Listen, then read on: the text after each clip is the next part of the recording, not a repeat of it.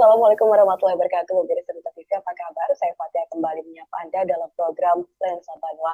Tentunya akan membahas tema yang menarik dari sudut pandang Dewan Redaksi Cerita TV, yakni Bapak Dr. Dispensa SHMH. Sebelum kita akan mengeluarkan tema apa yang kita ulas hari ini, saya akan menyapa terlebih dahulu. Apa kabar Pak Dispensa? Lama begitu kita tidak berbincang di Lensa Banua kali ini. Alhamdulillah Fatia ya. Assalamualaikum warahmatullahi wabarakatuh ya. Fatia dan pemirsa di TV dimanapun berada. Alhamdulillah sehat Fatia. Baik, tema kita juga hari ini sebenarnya negerinya tidak sehat-sehat banget juga ya Pak ya, tidak seperti kita yang semangat banget hari ini. Yakni Hakim Agung terjerat OTT KPK September kemarin Pak, tepatnya di tanggal 21 September ini masyarakat Indonesia dikagetkan dengan OTT Hakim Agung begitu. Karena kan kalau bicara soal OTT ini sudah banyak dikenal untuk di Kalimantan Selatan saja kan kemarin ada Bupati HSU, kemudian juga Bupati HST yang terjerat OTT KPK ini sendiri.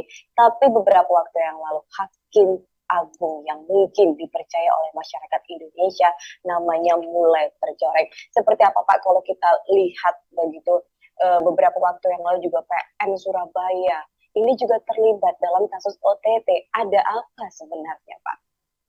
Iya, betul Fatia. Kita tentu prihatin ya melihat kasus korupsi suap yang melanda dunia peradilan. Bahkan tidak hanya dunia peradilan Fatia ya. Seluruh lapisan masyarakat sekarang ini hampir semuanya ya terkena apa istilah kita itu gurita korupsi itu luar biasa. Mencengkram ya. Seluruh lapisan masyarakat. Kita masih ingat dulu waktu di tubuh Polri juga ada kasus korupsi simulator SIM ya, Korlantas RI ya, Republik Indonesia yang kemudian itu juga luar biasa besar ya kasusnya. Kemudian juga di tubuh kejaksaan juga ya, di lembaga kejaksaan juga banyak kasus yang kita masih ingat mungkin kisah antara Urip Tri Gunawan dengan nilai suap 6 miliar, 6, berapa miliar kan itu. Ini kemudian juga kalau pengadilan juga itu kasus-kasus besar ya. Nah, belum lagi kasus-kasus yang kemudian terakhir di kejaksaan kasus Pinangki yang kita lihat bahwa hukuman yang diberikan oleh pengadilan juga sangat ringan dan walaupun di pengadilan negeri divonis kemudian 10 tahun tapi kemudian setelah dia banding ya kembali kepada tuntutan jaksa yang hanya 4 tahun dan sekarang dia sudah istilah kita itu menghirup udara bebas karena mendapatkan pembebasan bersyarat atau cuti menjelang bebas atau cuti bersyarat kan itu. Nah terakhir ini kita tentu sangat prihatin karena dunia peradilan tidak hanya di tingkat peradilan tingkat pertama pengadilan negeri atau pembanding, bahkan ini tingkat Mahkamah Agung ya atau kasasi banyak yang harapan orang ini adalah garda terakhir dari orang mencari keadilan terhadap dalam hal orang berperkara. Nah kita tentu sangat istilah kita itu terpukul karena memang dunia istilah orang kemudian selama ini mafia peradilan itu seperti kentut yang tercium ya begitu menyengat tetapi sulit dibuktikan ya, kecuali kasus-kasus yang terkena OTT baru kemudian bisa kemudian diusut. Nah artinya ini adalah sebuah fenomena gunung es Fatia ya, artinya selama ini orang paham betul bahwa dunia peradilan atau istilah sistem peradilan pidana dalam kaitan penegakan tindak pidana korupsi yang dimulai dari penyidikan atau penyidikan oleh lembaga penyidikan kepolisian, kemudian penuntutan oleh jaksa penuntut umum ataupun juga KPK ataupun juga kemudian kepolisian juga bisa menyidik menyidik kasus korupsi. Nah, tetapi kemudian pengadilan juga melanda itu. Terakhir juga pernah juga kan di pelaksana pidana di LP dengan sel mewah dan segala macam itu sudah menjadi rahasia umum bagi masyarakat sehingga muncullah istilah-istilah yang sebenarnya istilah-istilah itu tidak kemudian muncul dengan sendirinya.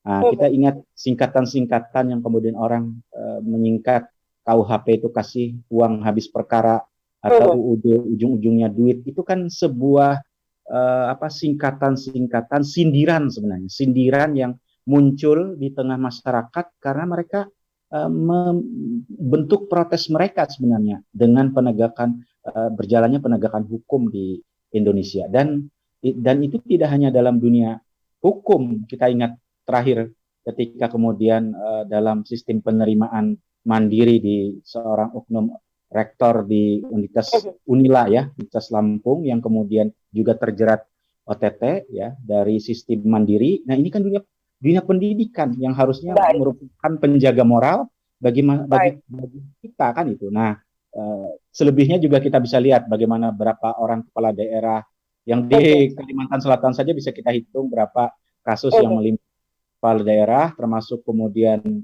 di beberapa kasus di Indonesia lainnya, gubernur ya, kemudian bupati, wali kota, dan termasuk juga anggota legislatif. Nah, ini tentu sebuah fenomena yang tidak suatu hal istilah prestasi, tapi ini adalah sesuatu yang sangat memprihatinkan kita dalam hal kasus korupsi yang menggurita di Indonesia, Pak Tia. Baik, berarti bukan hanya untuk peradilan saja, menghebohkan pendidikan pun kepala daerah dan lain sebagainya juga bisa saja begitu terlibat dalam aksi suap, gratifikasi dan juga korupsi dan lain sebagainya. Kalau kita lihat Pak, seperti fenomena yang dijabarkan, fenomena gunung es begitu, ini mungkin hanya kelihatan di permukaan, padahal jika memang diusut akan lebih banyak lagi, dan kabarnya kasus ini banyak begitu Pak, melibatkan oknum-oknum. Kalau kita lihat celah-celah ataupun jalan tikus ini kan memang dimanfaatkan oleh oknum-oknum yang tidak bertanggung jawab. Kenapa ini bisa terjadi Pak? Secara keseluruhan, bukan hanya kasus di Hakim Agung ini saja. Ya, pertama memang artinya ini ada kebobrokan dalam sistem peradilan kita atau dalam sistem kehidupan di kita. Yang pertama kan itu. Kalau saya lihat memang ada kecenderungan ketika satu kasus itu masuk dalam proses penegakan hukum, mulai dari penyelidikan kemudian penyidikan. Ini kan dua arah Pak Tia. Dua arah itu maksud saya bisa datang dari penegak hukum yang kemudian ketika menegakkan hukum kemudian mereka mencari keuntungan untuk kepentingan pribadi atau kelompok mereka, sehingga kemudian itu dilakukan. Nah, mulai dari penetap atau pemeriksaan sebagai saksi, kemudian hendak dinaikkan menjadi tersangka. Ini ada deal-deal, Pak Tia, yang seperti itu, yang dimulai dari penyidikan. Dan itu bisa jadi karena dimulai oleh penegak hukum itu sendiri, yang itu tidak sendirian. Kita tahu kan di kasusnya Hakim Agung ini melibatkan staf, melibatkan panitera, kemudian melibatkan Hakim Agung. Nah, ini kan artinya sangat kredibilitas seorang Hakim Agung artinya dalam satu ruangan ya tidak ada lagi bawanya kan, itu artinya ada permainan, karena kita tahu sendiri bahwa pengacara kan mengakui bahwa dia tidak tahu Hakim Agung yang dia minta ini yang kemudian apakah yang bersangkutan, kan tidak, artinya ada kan perantara, ada mafia, ada broker, bahasanya broker kasus, dan itu dimulai dari tahap di badan penyelidikan atau badan penyidikan oleh oknum di kepolisian, maupun juga ketika masuk kemudian tahap penuntutan juga sama, ada deal-deal Pak Tia. Apakah kemudian bisa lepas atau tidak? Saya masih ingat sebelum KPK ada di tahun 2000 ada juga menimpa Mahkamah Agung, tetapi kemudian karena cikal bakal KPK waktu itu tidak kemudian bisa kemudian melakukan penuntutan, tetapi kemudian kalau kita yang saya ingat adalah dakwaannya kabur sehingga tidak putus dalam putusan hakim, sehingga jaksa tidak kemudian memperbaiki dakwaan. Nah, fenomena ini sudah ada, jadi ini bukan pertama kali. Begitu juga kemudian ketika jaksa menentukan dakwaan yang kemudian permainan itu pasal mana yang bisa dikenakan. Ini kan ada pasal-pasal ringan, misalkan ketika suap ini kan ada beberapa pasal. Ada baik bagi pemberi misalnya ada pasal 5 ayat 1 huruf A huruf B, kemudian ada pasal-pasal lain. Bagi penerima itu juga ada pasal 5 ayat 1 ayat 2 yang kemudian hanya minimal 1 tahun maksimal 5 tahun, tapi ada juga pasal 12 yang minimalnya 4 tahun. Nah, permainan pemasangan pasal juga terjadi Pak Tia. Jadi kasakusuk itu bisa jadi dari penegak hukum, inisiatif itu bisa juga kemudian masyarakat Pak Tia. Nah, kenapa bisa masyarakat? Ya tentu mereka yang berperkara pengen menang kan. Nah, apalagi kasus ini Pak Tia kasus perdata. Kalau yang kita lihat di Mahkamah Agung, kasus perdata sebenarnya tidak begitu terlihat Pak Tia. artinya lebih banyak lagi sebenarnya. Kalau kasus perdata kan uangnya lebih besar. Bayangkan ini hanya masalah koperasi ya. Kita tidak bisa bayangkan kalau kemudian sengketa pertambangan, sengketa perkebunan, sengketa dalam hal izin-izin yang lain yang itu lebih besar lagi. Nah, artinya ketika kalau kasus pidana kan memang jadi sorotan kan ini. Artinya ini suatu fenomena gunung es yang luar biasa. Nah, kalau kita lihat seperti itu, Pak Tia. Jadi memang ada celah-celah baik dari pemeriksaan, ya, kemudian penyelidikan, penyidikan, penuntutan, penentuan pasal dan dakwaan, kemudian juga tuntutan, Pak Tia. Coba kita lihat saja tuntutan itu tidak pernah diketik. Ya, itu selalu dikonsultasikan dengan pimpinan. Ya, begitu juga walaupun kalau hakim kan dia punya independen ya, kebebasan untuk kemudian memutuskan.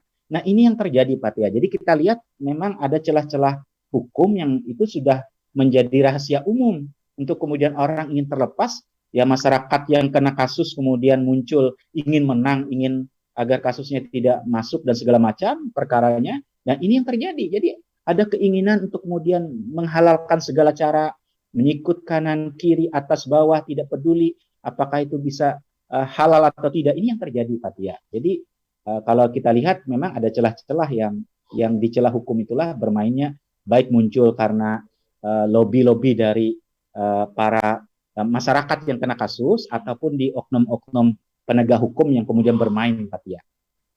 Itulah permasalahannya, karena juga masyarakat butuh kemudian juga disambut baik begitu Pak ya oleh oknum-oknum di peradilan ataupun penegak hukum. Kita akan kembali mengulasnya di segmen kedua Pak, karena kan kasus OTT, suap dan lain sebagainya ini kan bukan yang pertama kali. Betul. Bahkan ini juga sudah semakin tinggi Pak yang terlibat begitu. Lantas seperti apa nanti endingnya kepercayaan, efek jerahnya juga seperti apa ketika masyarakat yang terkena kasus kemudian juga hukumannya tidak sebanding, tidak setimpal, otomatis kan ini ada ketidakpercayaan, ada ketidakadilan di sini. Kita kembali mengulasnya di segmen kedua pemirsa, tetaplah bersama kami dalam program Lensa Paduan.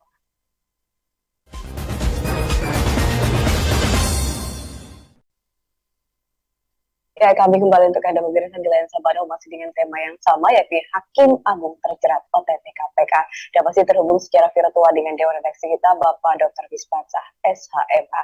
Ketika ada celah begitu, ketika ada jalan tikus yang dimanfaatkan oleh, kita masih menyebutnya oknum begitu Pak ya, karena mungkin tidak semua yang berperilaku seperti yang banyak di pemberitaan, mungkin ada juga penegak hukum ataupun di peradilan yang memang bersifat normal begitu, sesuai dengan sesuai dengan pekerjaan pada umumnya begitu. Tapi di sisi lain ini kan banyak sekali efeknya Pak, karena bahkan ini bukan hanya di tingkat nasional saja, di lokal pun bisa dicurigai begitu dengan adanya aksi-aksi ini.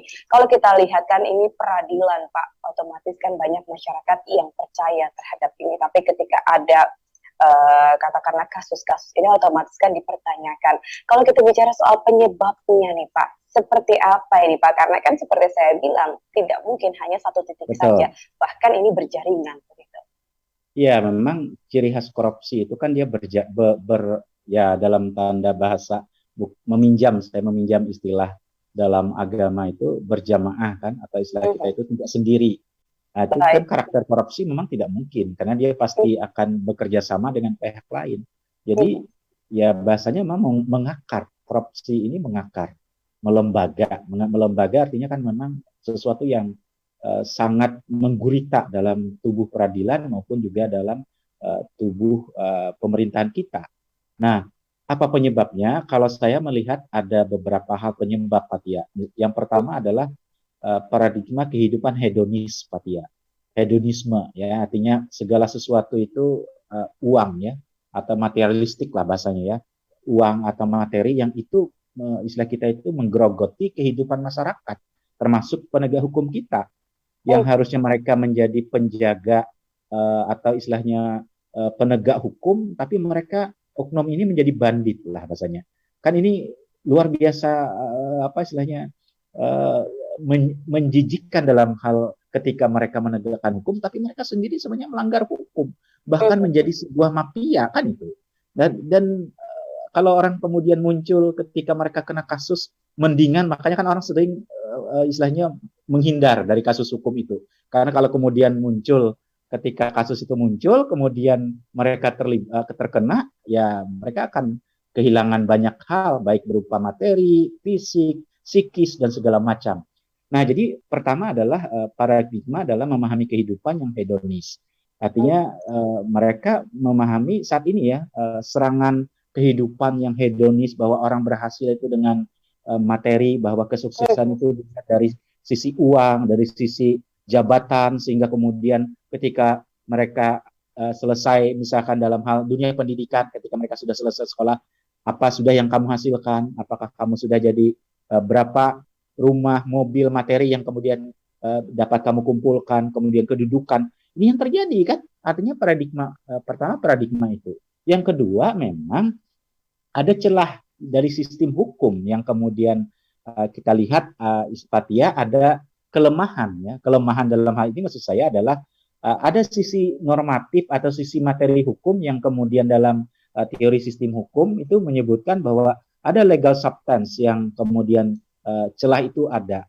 Apalagi saat ini upaya untuk memperlemah pemberantasan korupsi dari sudut undang-undang misalnya, untuk itu kemudian tergerus terus kan, mulai dari undang-undang pemberantasan tindak pidana korupsi yang mengalami pasang surut berkaitan dengan kemudian unsur tindak pidana di dalamnya, baik pasal 21 atau pasal 3, kemudian juga ada upaya-upaya yang kemudian dilakukan untuk memperlemah secara struktur kelembagaan. Dari hasil penelitian, saya ada penelitian tahun kemarin, ada pelemahan secara sistemik ya, pelemahan pemberantasan korupsi di Indonesia 5 tahun terakhir Pak Tia, mulai dari perubahan undang-undang KPK, kemudian terjadi judicial review terhadap undang-undang pemberantasan tindak pidana korupsi, yang kemudian berubahnya delik korupsi dari delik material ke delik dari delik formil, yaitu perbuatan yang dilarang, ke delik material, yaitu akibat, menunggu ada kerugian baru kemudian bisa bergerak, menunggu adanya kerugian nyata. Nah, itu kan substansi.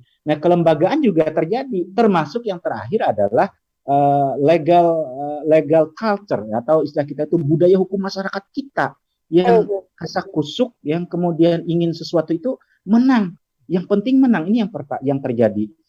Legal culture ini bisa di tubuh internal penegak hukum. Kita bisa lihat bagaimana pemahaman mindset penegakan hukum tidak bersinergi. Kan korupsi ini kejahatan extraordinary crime kan, tetapi apa yang terjadi ya ketika penuntutan misalnya ketika itu kasus itu melanda kawan-kawan mereka atau di internal tubuh penegak hukum, tuntutannya ringan kan itu, bahkan minimalis bahasanya. Nah, kemudian ini termasuk di kasus, kita tunggu di kasus Hakim Agung ini, karena yang mengadili kan Poleha ini.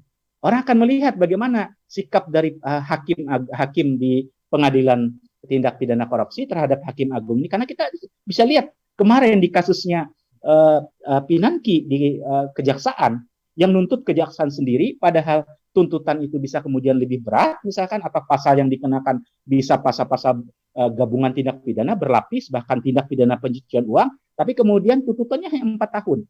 Dan ketika kemudian dia banding dengan pengadilan negeri, kan dia dihukum 10 tahun, tapi kemudian ketika dia banding, dia 4 tahun, jaksa tentu tidak mungkin kasasi. Kenapa? Sesuai dengan tuntutan, yang artinya secara formal jaksa tidak salah. Nah, istilah kebenaran formal, prosedural, itu yang dinamakan, wah ini kami sudah sesuai hukum. Ini yang terjadi Pak Tia. Jadi dalam hal legal culture pun, budaya hukum kita di penegakan hukum internal, itu terjadi kemerosotan. Jeruk makan jeruk, kan ini yang terjadi. Nah, di masyarakat, apa istilahnya, anti korupsi, ini luar biasa, menggurita lah istilah bahasanya itu. Kalau kemudian sesuatu urusan itu orang biasa aja, perbuatan koruptif lah, memberi dengan. Nah, ini kan hal yang kecil Pak ya. Nah, oleh karena itu memang makanya kan kalau di KPK kan ada upaya untuk kemudian menggalakkan pendidikan anti korupsi sejak dini kan itu. Nah, memang ini sesuatu yang bisa berjalan bagus, tapi ini jangka panjang Pak ya. Jangka pendeknya bagaimana kita memotong ya istilah kita korupsi yang saat ini terjadi. Ya tentu kita lihat juga pengawasan kurang kan, kita ya sendiri bagaimana Komisi Yudisial menyeleksi rekam jejak sang Hakim Agung ini yang pernah tanda kutip ada isu kan, ada isu yang kemudian dia memberi kita isu terkena isu memberi karena untuk terpilih. Nah, tapi tetap diloloskan. Jadi rekam jejaknya memang sudah buruk lah istilahnya.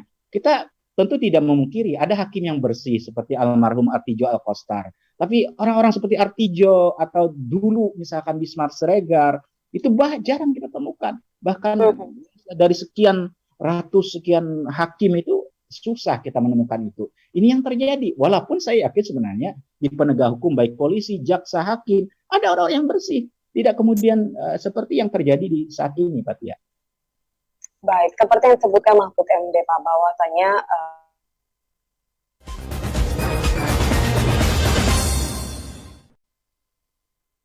ya, terima kasih pemirsa, Anda masih bersama kami di segmen ketiga. Tadi mohon maaf juga ada sedikit trouble begitu di segmen kedua. Kita lanjut saja bicara soal Hakim Agung terjerat operasi tangkap tangan KPK dan masih terhubung secara virtual dengan redaksi kita Bapak Dr. Misbah SHMA.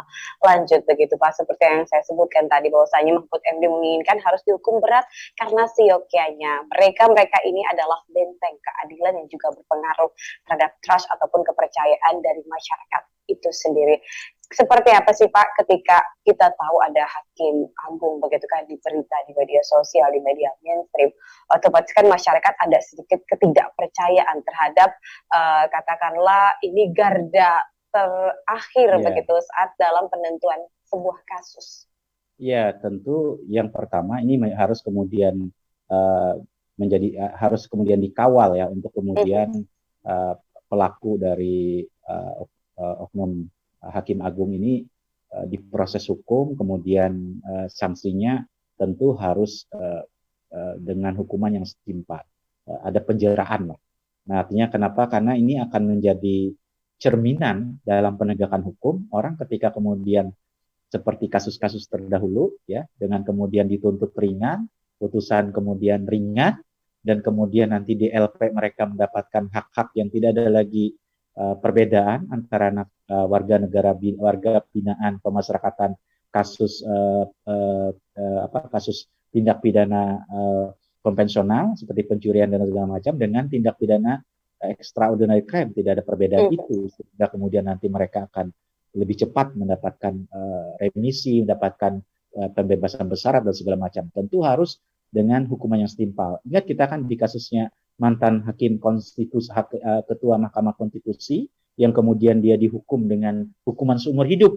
Nah itu kan sangat istilah kita itu yang diputus waktu itu kan sangat memberikan rasa keadilan masyarakat, karena hukuman seumur hidup itu dia akan menjalani pidana sampai dia meninggal dalam penjara.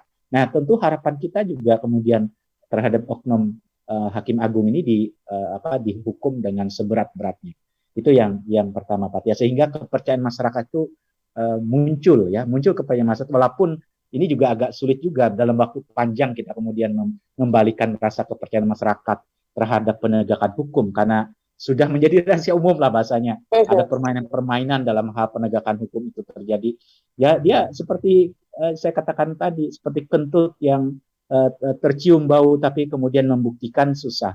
Karena kan pembuktian itu kan perlu, ya istilah kita itu bukti-bukti, ya baik alat bukti maupun barang bukti yang kemudian harus bisa dibawa dalam proses peradilan, ya.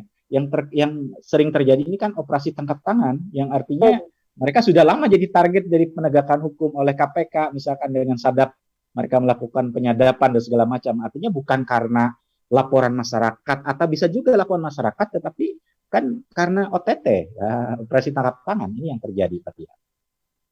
Baik, berarti memang harus dibuktikan agar masyarakat benar-benar percaya kembali begitu, karena kan bukan hanya di tingkat katakanlah nasionalnya, tapi di lokal pun juga perlu diwaspadai. Kita bicara solusi nih Pak, karena kan disebutkan tadi salah satu celah yang dimanfaatkan karena kehidupan dari para oknum ini hedonis dan lain sebagainya. Kemudian juga ada jalan tikus yang bisa dimanfaatkan. Yang terpenting adalah ketika mereka memiliki kekuasaan, otomatis ini katakanlah ada sedikit celah begitu untuk dimasuki dengan adanya kasus suap dan lain sebagainya. Langkah apa mungkin yang bisa dibenahi, karena kan ketika kita lewat ataupun datang ke sebuah instansi kan biasanya ada Ya, wilayah betul. bebas korupsi dan lain sebagainya. Kemudian juga Ya, pendidikan korupsi, anti korupsi. pendidikan anti korupsi ini juga sudah mulai diterapkan di mahasiswa, di pelajar dan lain sebagainya. Padahal yang harus mungkin dibenahi adalah teman-teman yang sudah memiliki Ya. kekuasaan. Ya, yang pertama tentu saya ingat dengan guru saya yang juga Ketua Dewan Redaksi kita, Dr. Haji Saifuddin SMH, ketika beliau mengajarkan gagasan tentang spiritualitas hukum itu. Kan hakim ini memutus perkara dengan atas nama Tuhan, Pak Tia. Demi keadilan. Ada irah-irah yang dalam putusan itu selalu ada nama religiusnya ya. Ada nama Baik. Tuhan disisipkan. Demi keadilan berdasarkan atas ketuhanan yang Maha Esa. Artinya apa? Selama ini penegakan hukum itu harusnya tidak hanya jadi slogan atau tidak harus diresapi kalimat demi Tuhan atas demi keadilan berdasarkan atas ketuhanan yang Maha Esa. Jangan kemudian ketika atas kalau dia kemudian menerima suap atau kemudian kasak kusuk minta disuap, ya maka kemudian dia mengatasnamakan Tuhan. Ini kan tentu kita sangat prihatin lah, istilah kita dalam tanda petik jijik lah. Masa Tuhan dibawa dalam sebuah putusan, dia mewakili hakim itu wakil Tuhan di dunia, tapi kemudian dia menggunakan posisi jabatannya kemudian dengan melakukan korupsi atau menerima suap itu. Nah, dalam hukum itu ada 3 lapisan, Pak Tia. Jadi yang pertama dulu harus pemahaman penegak hukum ini. Kembali kalau dalam gagasan Pak Dr. Haji Saifuddin SMH itu yang saya pahami dari yang pernah dia sampaikan di dalam kuliah-kuliah kita adalah kemudian memahami hukum itu tidak hanya pada level ketika ada kasus di praktik dalam penegakan hukum, kemudian disinkronkan atau dikonversikan dalam undang-undang atau dikonstruksikan dalam hukum atau dogmatik hukum dalam aturan, kemudian lari ke dalam teori hukum dan kemudian masuk dia dalam filsafat hukum. Tetapi di balik filsafat hukum itu ada ruh, ada yang disebut dengan spiritualitas yang saya sebutkan tadi, bahwa ketika orang memutus perkara dan keberadaan Tuhan itu tetap kemudian bersama dia, nah tentu tidak akan terjadi, Pak Tia, apa yang disebut dengan suap menyuap. Dan itu ketika ini kan substansi yang harus dipahami oleh penegak hukum, oleh mahasiswa-mahasiswa hukum yang kemudian tidak hanya di bangku kuliah itu kemudian mereka pahami, tapi kemudian juga mereka memahami itu dalam hal kemudian ketika mereka menjadi penegak hukum. Saya sering mengingatkan mahasiswa ketika di setiap kuliah saya selalu ingatkan bahwa ingatlah hukum itu tidak hanya kemudian sekedar teks undang-undang yang kemudian dalam bentuk kalimat-kalimat, tapi dia adalah substansi dari hukum itu adalah keadilan. Keadilan itu mengatasnamakan Tuhan. Maka jangan kemudian kita meninggalkan keberadaan Tuhan itu dalam penegakan hukum. Ini yang pertama, Pak Tia. Yang kedua adalah memang tentu perlu ada solusi untuk kemudian perbaikan kelembagaan. Kalau tadi kan secara individu, apakah kemudian bisa? Memang secara individu ini kan kembali kepada diri masing-masing para penegak hukum. Tapi kan tidak sesuatu yang mustahil ketika muncul misalkan artijo yang kemudian menegakkan hukum ketika hakim baik dia hakim tingkat pertama, hakim banding maupun hakim agung, ketika kemudian kasus-kasus korupsi mereka kemudian dengan palunya menghukum dengan tegas, dengan setimpal, sehingga para koruptor takut mereka kemudian banding, takut mereka kemudian kasasi. Lahir orang-orang seperti Artijo. Saya yakin sebenarnya kalau memahami hukum seperti itu dijalankan akan maka kepercayaan masyarakat akan muncul. Yang kedua adalah kita terus harus kemudian berkaca dari sistem berkaitan dengan kemudian perbaikan sistem. Perbaikan sistem adalah termasuk dalam substansi undang-undang yang celah tadi yang kemudian bisa kemudian digunakan untuk kemudian bermainnya mafia hukum harus ditutup itu secara substansi. Yang kedua adalah kemudian memperbaiki kelembagaan, Pak Tia. Kita ingat bahwa selalu hakim-hakim yang diseleksi baik melalui jalur komisi yudisial, jalur kemudian DPR, semua bermuara, semua kemudian berakhir pada test and proper test dari anggota legislatif. Nah, kenapa tidak dibentuk? Walaupun kaya itu awalnya kan ingin kita membentuk hakim yang kemudian bisa diawasi oleh komisi yudisial, tapi kita lihat di kasus Mahkamah Agung atau Hakim Agung yang ada ini kan rekam jejaknya tetap istilah kita itu seolah ada bargaining politik, ada dibiarkan saja oleh komisi yudisial. yang akhirnya kemudian mereka bisa melobi oknum di DPR RI. Ini juga menjadi catatan juga bagi kita, Pak Tia. Segala sesuatu orang kemudian ketika ingin jadi hakim MK, mereka harus kemudian tes and proper test di DPR RI sehingga hukum tidak lagi penegakan hukum, tapi kekuatan Baik, politik. Ini harus kemudian kita evaluasi, kita kemudian istilah kita merenung lah, apakah sistem ini memang sudah ada celah yang kemudian bisa tidak melahirkan hakim-hakim yang kredibel. Saya yakin hakim di seluruh Indonesia itu ada orang-orang yang seperti Artijo, ada orang yang bersih sebenarnya. Nah, tetapi kan ini mereka tidak terhalang karena ada kasus, karena muatan terakhir itu muatan politik. Ini harus kemudian diperbaiki, Pak Tia. Selain kemudian kalau sistem gaji kan sebenarnya lumayan lah hakim kan, artinya dengan gaji yang jauh sekali lebih layak saat ini, ya korupsi itu kan karena kerakusan saja terjadi kan, bukan karena ekonomi. Mereka kaya sebenarnya, cuma lifestyle kehidupan saja yang buat mereka seperti itu. Jadi ada dua perbaikan, Pak Tia, ya, dari sudut perbaikan individu dengan memahami hukum tidak hanya pada level dogmatik hukum dalam ilmu hukum itu, yaitu hanya pada aturan undang-undang, tapi larilah kepada spiritualitas hukum, di mana hukum itu ditegakkan mengatas nama Tuhan, maka jangan tinggalkan Tuhan di dalamnya. Seperti itu, Pak Tia. baik. Nah, tadi bicara soal individual, spiritual hukum. Tadi segmen kedua sudah disounding, Pak, bicara tuntutan yang minimal begitu ya bagi para oknum-oknum yang dikategorikan bersalah. Ini kan otomatis dengan tuntutan minimal tidak memberikan efek jerah, Pak, kepada katakanlah pelaku ini sendiri. Dan kabarnya juga ada roman-romannya, mantan koruptor ini boleh, Pak, mengikuti pemilihan kembali begitu di 2024. Otomatis kan ini tidak seperti mengucilkan para mantan koruptor. Otomatis kan ini akan memunculkan hal-hal yang berbeda lagi begitu. Kita kembali mengulasnya di segmen terakhir saja, Pak. Karena kan ketika koruptor harusnya kan dikucilkan begitu di masyarakat, dianggap bahwa ini adalah perbuatan yang extraordinary begitu. Tapi kabarnya kemarin kan ramai, Pak, pemberitaan bahwasanya mantan koruptor ini boleh kembali mencalon dan lain sebagainya. Usai jeda pemirsa, bersama kami dalam program Lensa Pagi.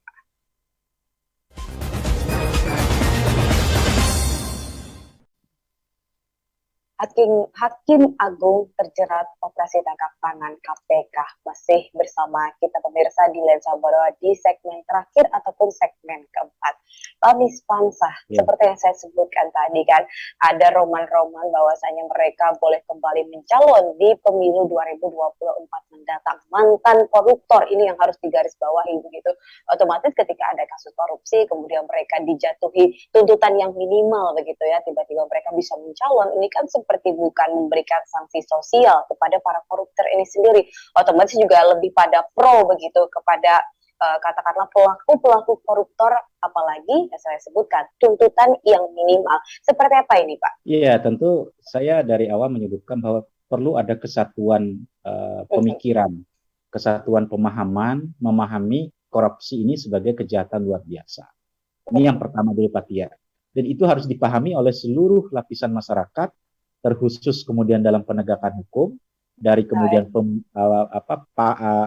pangkal kemudian penegakan hukum itu di penyidikan, lembaga penyidikan kepolisian, kemudian kejaksaan, pengadilan, mengadili, kemudian di pelaksana pidana di lembaga pemasyarakatan, termasuk kemudian lembaga pembuat undang-undang. Dalam hal ini adalah DPR RI dan kemudian pemerintah, yaitu presiden.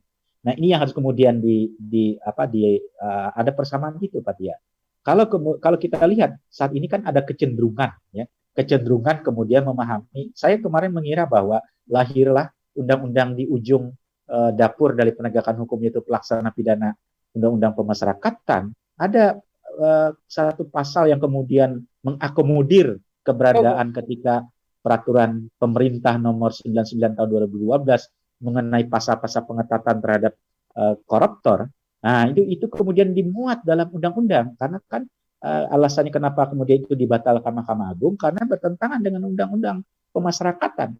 Maka harusnya undang-undang pemasyarakatan perubahan itu ada dimuat, tetapi ternyata tidak. Artinya apa? Pemahaman pembuat undang-undang tentang korupsi ini tidak kemudian sama satu visi mengenai korupsi sebagai kejahatan luar biasa. Betul bahwa penegakan hukum itu sudah selesai, kemudian mereka masuk dalam pola pembinaan, tapi harus ingat perlakuan yang sama memahami korupsi sebagai kejahatan luar biasa, itu harusnya satu kesatuan sistem, karena pelaksana pidana di lembaga masyarakatan adalah bagian dari sistem peradilan pidana terpadu atau integrated criminal justice system. Nah, ini harus kemudian disamakan. Kalau kemudian tidak, pembuat undang-undang kemudian tidak, kita tahu sendiri bahwa undang-undang pengembalian aset atau dulu pernah RUU perampasan aset sampai sekarang juga tidak kemudian diundangkan. Nah, berkaitan dengan pengembalian kerugian keuangan negara.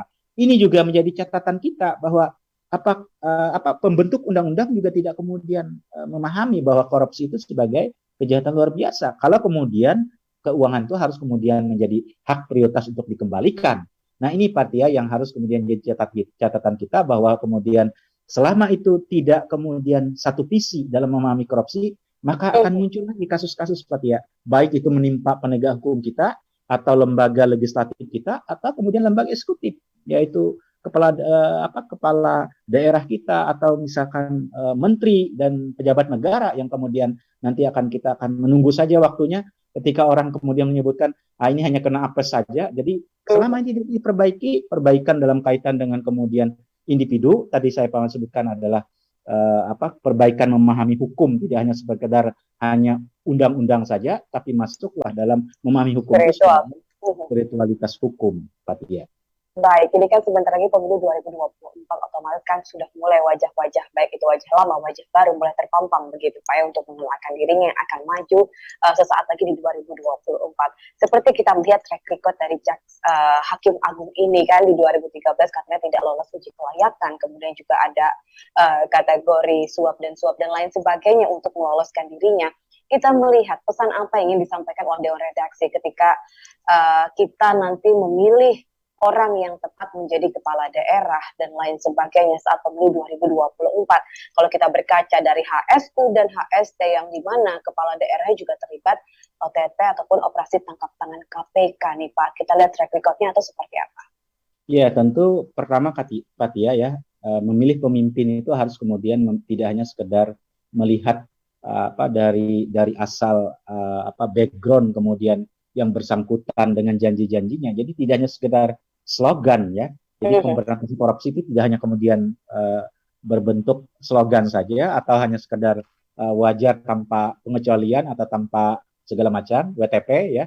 Tapi kemudian harus kemudian memilih pemimpin itu kan kita ini jadi kaca, jadi cermin ya. Jadi kita berkaca dari kasus-kasus korupsi baik yang menimpa penegak hukum, legislatif termasuk kepala daerah.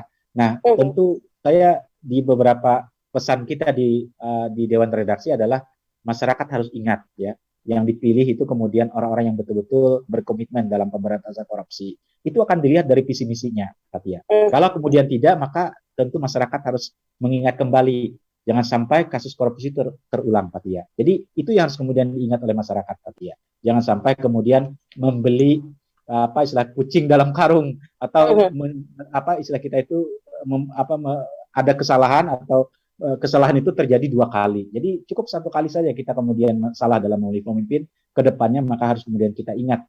Karena memilih pemimpin itu tidak hanya dimintai dalam hal kemudian kita kepada pemimpin itu, tapi dimintai juga pertanggungjawaban di hadapan Tuhan, Pak ya. Ini yang saya sebut tadi, bahwa ketika penegakan hukum juga tidak membawa Tuhan dalam seluruh aspek kehidupannya, maka kemudian akan terjadilah yang disebut dengan mafia hukum, korupsi. Maka itu juga sama dengan memilih pemimpin. Kita akan dimintai ketika kita mencontreng, kita mencoblos, Tuhan, para malaikat menjadi saksi dan Tuhan kemudian menyaksikan kita juga. Nah, oleh karena itu betul-betul dipilih pemimpin yang betul-betul anti korupsi, ya, tidak kemudian menjadikan pemimpin yang tidak punya komitmen dalam pemberantasan korupsi. Dan juga harus dicek begitu track recordnya seperti apa, masa apa yang telah dilakukannya sebelum saat dia mencalon begitu. Yang terakhir Pak, apa kesimpulan ataupun closing statement di dialog kita kali ini dengan tema Hakim Agung terjerat OTT KPK? Baik, berkaca dari kasus oknum Hakim Agung yang terkena suap ya, kasus operasi tangkap tangan yang dilakukan oleh KPK, maka yang pertama adalah penegak hukum, mahasiswa hukum yang kemudian sedang belajar hukum di bangku-bangku kuliah di Fakultas Hukum maupun sekolah tinggi hukum dimanapun mereka berada, maka pahamilah hukum itu tidak hanya sekedar pada pemahaman hukum dogmatik, di aturan saja, tapi kemudian pahamilah hukum itu sampai kepada spiritualitas hukum. Karena nanti ketika menjadi penegak hukum, mengatasnamakan irah-irah ketuhanan yang demi keadilan, keadilan berdasarkan atas ketuhanan yang Maha Esa, keadilan di atas namakan Tuhan, maka ingatlah keberadaan Tuhan itu dimanapun kita berada. Kita sedang apapun ketika Tuhan melihat perilaku kita, itulah yang kemudian harus kemudian dipahami. Ya, sebesar apapun dorongan untuk kemudian kehidupan hedonis itu kemudian muncul di kita, ketika keberadaan Tuhan itu kita lahirkan dalam aspek kita melakukan aktivitas dalam kehidupan, maka kita akan ada filter yang akan menahan kita untuk ketika godaan itu datang. Yang kedua adalah tentu kita harus mengevaluasi. Ada beberapa celah dalam substansi, dalam sistem peraturan perundang-undangan, baik dalam penegakan hukum, termasuk dalam perekrutan para hakim, ataupun penegak hukum yang lain, termasuk kepolisian, kejaksaan, dan hakim peradilan. Maka harus kemudian kita lakukan evaluasi untuk kemudian lebih baik ke depan agar lahir para hakim, para penegak hukum yang memang kredibel. Orang-orang yang kemudian lahir seperti Artijo Alkostar ataupun kemudian penegak hukum seperti Hogeng, polisi, yang kemudian Kapolri yang pernah kita miliki. Nah, kita yakin itu bisa dilakukan. Nah, dengan kemudian melakukan perbaikan-perbaikan dan komitmen kita bersama seluruh anak bangsa untuk no to corruption, tidak untuk mengatakan dengan tidak untuk korupsi. Seperti itu, Pak Tia. Baik, berarti ada 2 poin yang terpenting ketika Anda semua sudah dilantik, dikukuhkan, baik itu kepala daerah ataupun pejabat tinggi yang lainnya. Anda sudah bersumpah begitu Pak ya di hadapan Tuhan Yang Maha Esa, otomatis di hari itu dan hari seterusnya Anda harus memang menyesuaikan apa yang Anda kerjakan, itu selalu diawasi dan dilihat oleh Tuhan Yang Maha Esa. Terima kasih Bapak Dr. Wismansa SHMH telah berbagi di Lensa Bandung kali dengan tema yang menarik, Hakim Agung terjerat OTT KPK. Kita tunggu saja prosesnya seperti apa, karena prosesnya, endingnya ini akan berpengaruh terhadap kepercayaan masyarakat. Dari kata saya Fatia Muatli, kerabat kerja yang bertugas mengucapkan terima kasih atas kebersamaan Anda dan sampai jumpa. Wassalamualaikum warahmatullahi wabarakatuh.